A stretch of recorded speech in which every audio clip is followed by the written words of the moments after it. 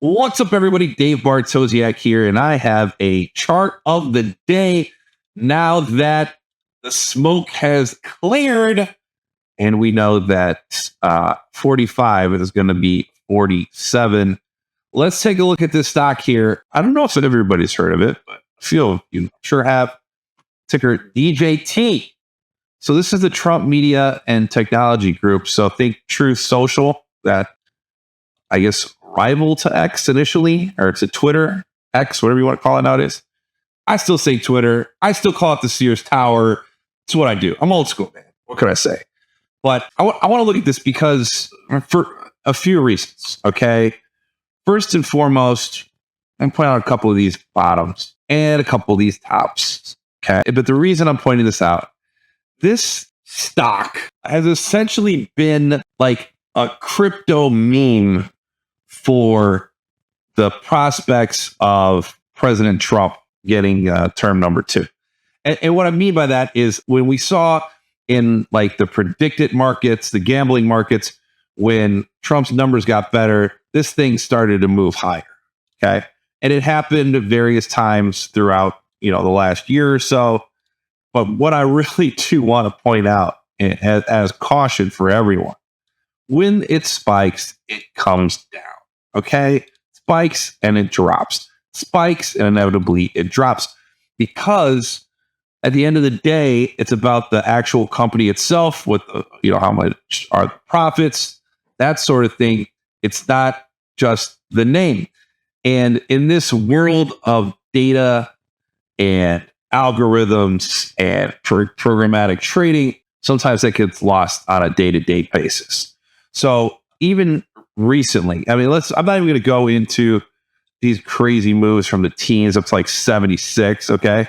But obviously that's a ton of volatility, right? But just the recent action, the recent huge volatility, with the stock going from under $12 to over 54.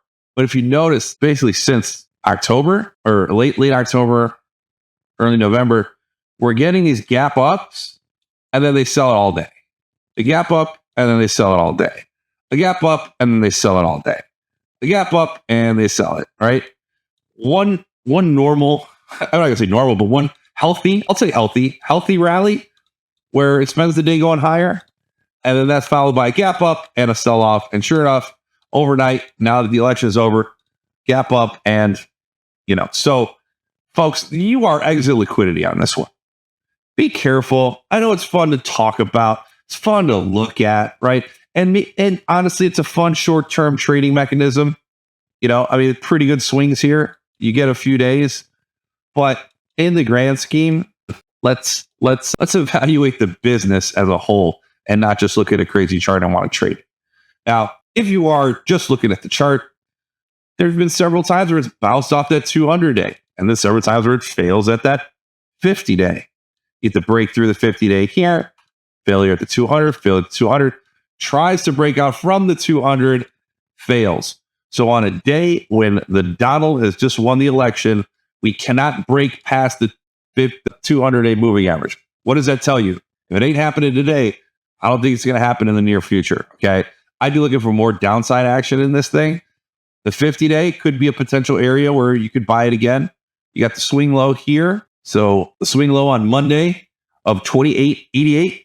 That's something to keep your eye on. 28.88 right here. Let me clear this up real quick. 28.88, the swing low.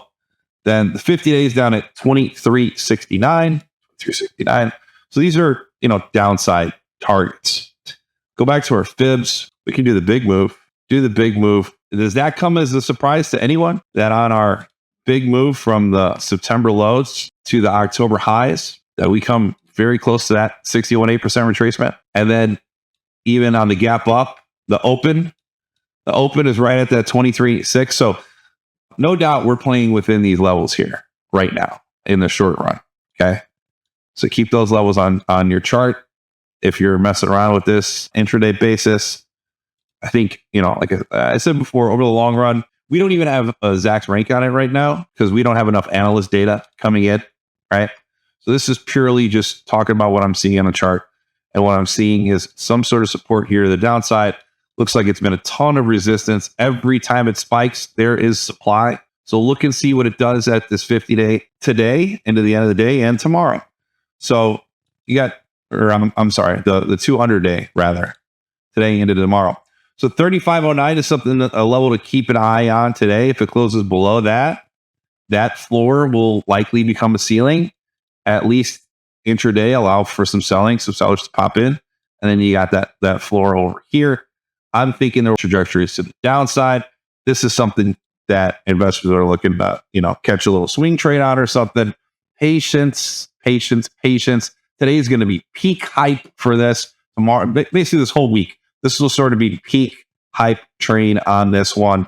And be careful because it's trading more like a meme stock and less like the actual underlying, profits and revenues of the company. So it's fun to talk about. Everybody loves seeing something go from 12 to 55, right? It is exciting stuff to talk about. But be careful out there, folks. That's all I got to say. But you're all adults, except for those kids that are watching this in high school, nerds. Anyway, I was one of those nerds, so it's fine. There you go. There you have it for my chart of the day. I want to say thank you so much for watching. Be sure to follow the author here if you're on Zacks.com. Subscribe to the YouTube channel and come on back next week as I'll have another chart of the day for us on Tuesdays. For everybody here at Zacks, I want to say thank you, and we'll see you all after the weekend.